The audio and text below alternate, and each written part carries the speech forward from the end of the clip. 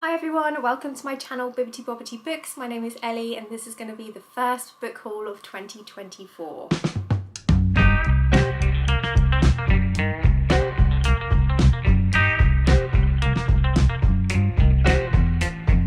So I have a fairly big stack of books to go through today, despite the fact that I've been trying to be better with my book buying.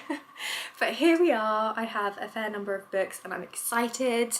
I'm excited to share them with you. I love watching other people's book hauls. It's always interesting to see what people are picking up, and hopefully this gives you a bit of an idea about maybe some of the books that I'll be reading this year.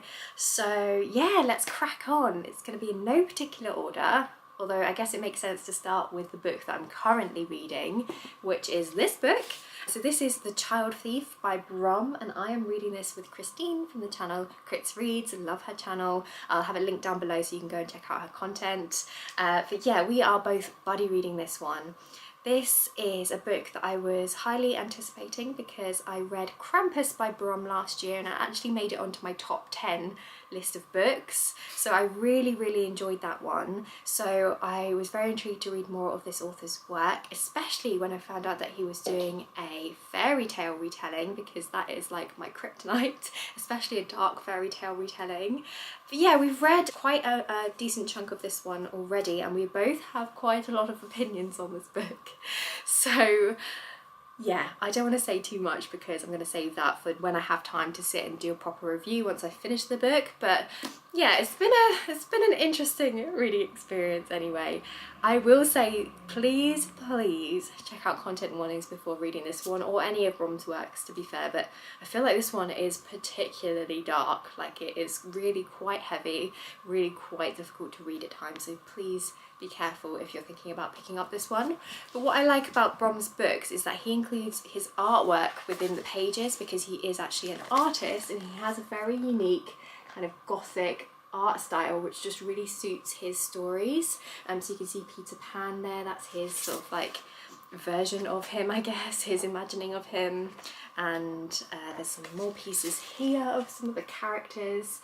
So I do enjoy seeing that within his books. It does make the reading experience quite interesting, and I'm just a fan of his artwork. So yeah, that's the first book in this haul. I also have another one from Brom that I'm really hoping that I get on with, and that is Lost Gods. So this one intrigues me because this is a retelling of like Purgatory and Dante's Inferno. So it says on the back, this is his version of Purgatory and it's unlike anything I've ever seen. It says it's a mashup of classical mythology, Dante and Lovecraftian horror. So there's lots of buzzwords on there for me because I really enjoy cosmic horror, so the fact that Lovecraft is mentioned makes me intrigued, and I'm just very excited to find out what his version of Purgatory looks like and how he fits that into like a modern retelling. And again, this has some really scary art in it as well. Like, look at this. I don't know if you can see that with the reflection, but my goodness, that looks terrifying. So I'm intrigued. So yeah, really hope that I get on with this one. Next up, we have a sequel because I recently read a book that I loved called Hyperion by Dan Simmons. I've already read it with my friend John, and as soon as I finished I wanted to pick up the sequel because I'm just obsessed. So I will link my wrap-up video down below where I talk quite in depth about the first book in this series. But essentially this is a science fiction and adult sci-fi, and the first book follows 7 pilgrims who are on a journey to a planet called Hyperion.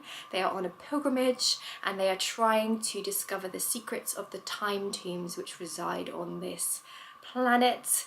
And we basically find out a lot about each character in the first book because it's told like a series of short stories where each chapter is told from a different perspective, and it's each pilgrim telling the others why they are so interested in Hyperion and in going to this planet. And the planet of Hyperion is also home to this entity called the Shrike, which is described as being part god, part killing machine. And so you find out a little bit about this entity as well, and it's just so intriguing and so well written. Dan Simmons has a really poetic writing style, which is something that I've not really come across that much in science fiction, and I just loved it. So yeah, I'm very excited to continue on with this series. Okay, and the next book that I have is another sequel, and that is The Galaxy and the Ground Within by Becky Chambers.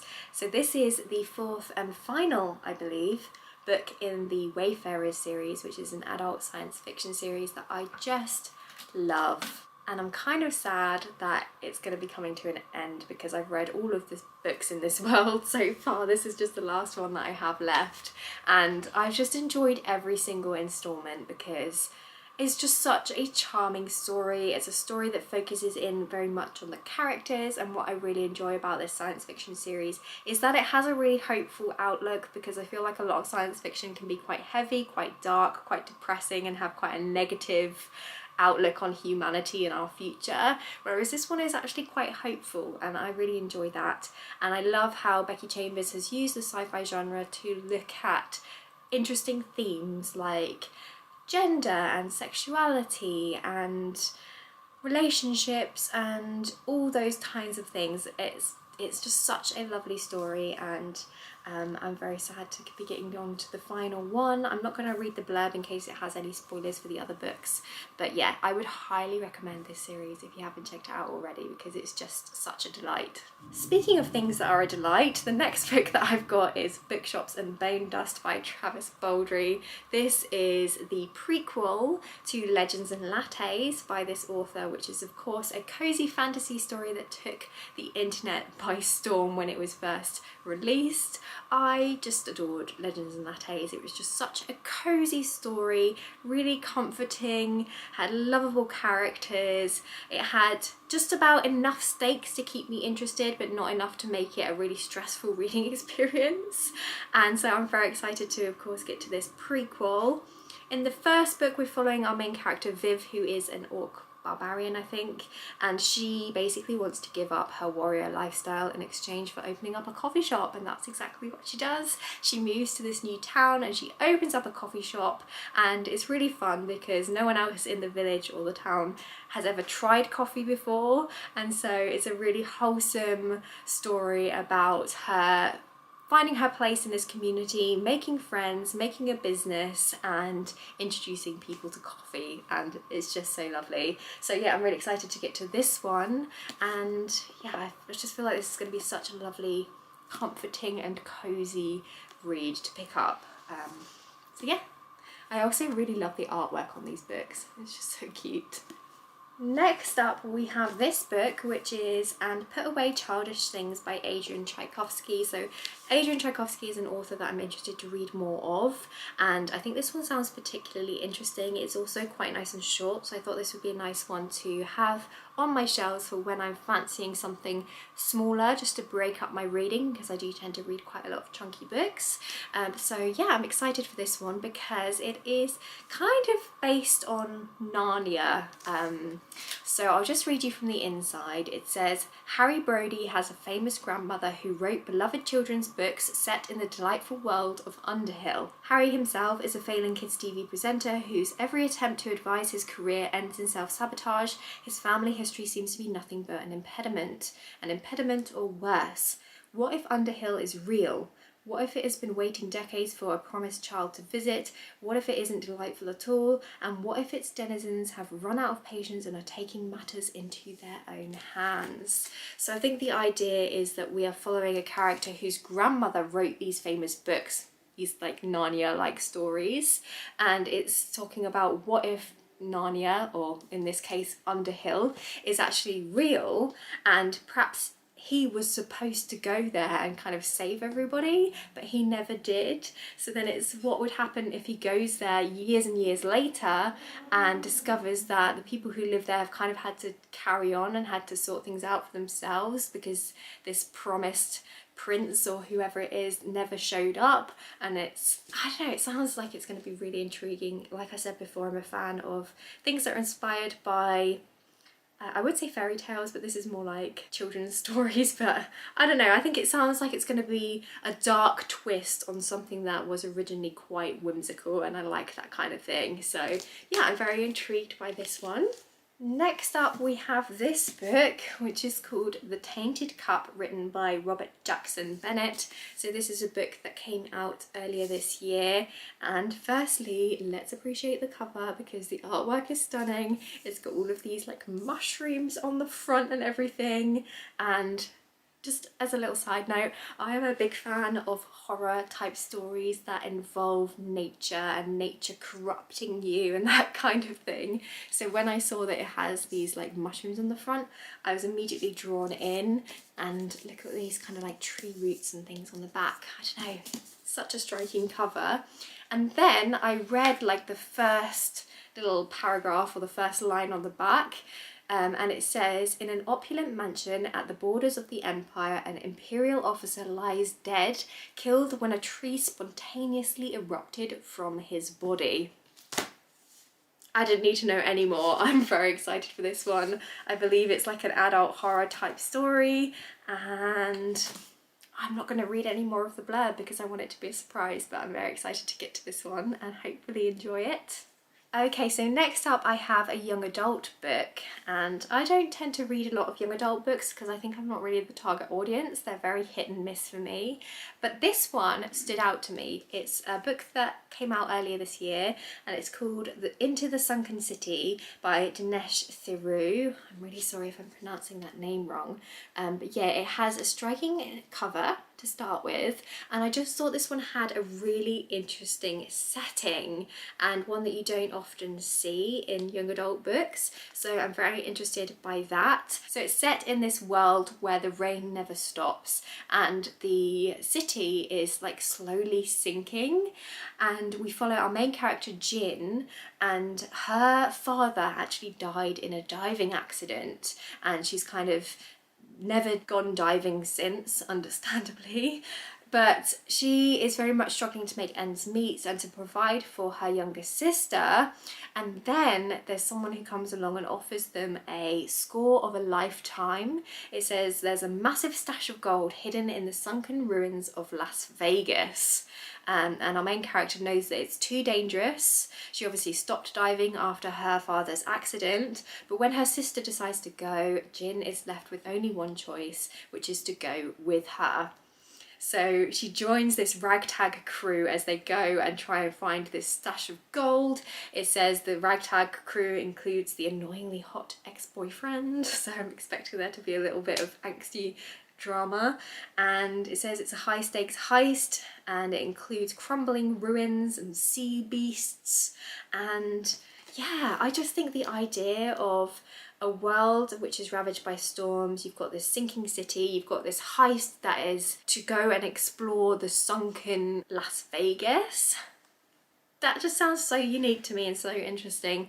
I find diving and deep sea exploration both fascinating and terrifying, so I'm very interested to see how that kind of plays out in a YA book, and yeah, I'm just intrigued, so hopefully this one is a lot of fun. Next up we have Empire of the Damned by Jay Kristoff. This is the second book in this series, and I read the first book in this series, Empire of the Vampire, when it first came out, and I really enjoyed it. I actually filmed a dedicated review video for that book, so I'll link that down below if you're interested to hear my thoughts. But yeah, I of course had to pick up the sequel when it came out, and I'm very excited. So this is a adult fantasy story, and the first book follows our main character Gabriel, and he is telling his story. So it starts out with him in prison. He's been captured and is being interviewed or being interrogated by his captor, who is a vampire, and the vampire is very interested to find out about Gabriel's mission to try and find the Holy Grail. And so the whole book is told in interview format, and Gabriel is talking about his experiences both when he was a sort of teen or young adult and when he was being trained up to be a silver saint, which is basically like a holy crusader, or like a group of people who are trying to rid the world of darkness. They're basically vampire hunters. And he also talks about when he's older, in his 30s, and he's going on this mission to try and find the Holy Grail. So you have two kind of timelines in there, and you have two very different versions of Gabriel. You've got him when he's much younger and a little bit more naive, and you've got him when he's older and he's very jaded. And it's a lot of fun. It is quite over the top with the writing style. It's very theatrical and very kind of stylized, but I think that works with this kind of gothic type story. And it's just gritty, and I just had a fun time with that first book. As I said, I'll leave my review video down below. These books also include artwork, and I am a sucker for gothic artwork. So as you can see there, there's a like a castle type thing, and let's see, there we go, you can see some artwork there. And I just think they're really beautiful books to have because of the art in there and everything, and it just makes for a really like theatrical reading experience, which I enjoy. So yeah, I'm excited to read this one. I'll probably read it towards the end of the year, maybe around October time, because it seems appropriate to read a vampire story around that time. But yes, I'm excited to have it. And then the final book that I have picked up this year that I pre-ordered is The House of Flame and Shadow by Sarah J Maas.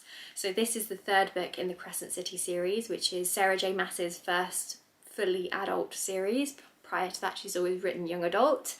And man, I quite enjoyed the first book in this series. I really did not enjoy the second book in this series, but I was really hoping to enjoy the third book, and I was really hoping that it would pick up and that, you know, I would really love it. I've historically enjoyed Sarah's works. I enjoy her Court of Thorns and Roses series. It's very over the top and angsty with the romance, but it's also very, very addictive, and I found that to be the case with the first book in this series.